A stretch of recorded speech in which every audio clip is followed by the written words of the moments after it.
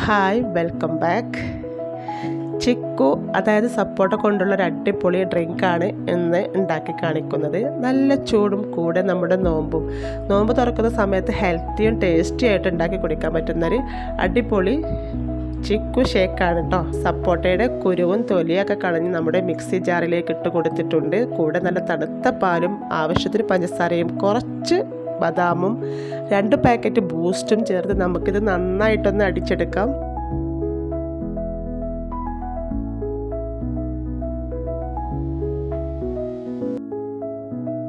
ഇത്രയേ ഉള്ളൂ, നമ്മുടെ ചിക്കു ഷേക്ക് ഇവിടെ റെഡി ആയിട്ടുണ്ട്. ഇനി നമുക്കിത് ഗ്ലാസ്സിലേക്ക് ഒഴിച്ചു കൊടുക്കാം. അതിനുശേഷം കുറച്ച് ബദാം ചെറുതായിട്ടരിഞ്ഞ് നമുക്ക് ഇതിൻ്റെ മുകളിൽ ഇട്ട് കൊടുക്കാം.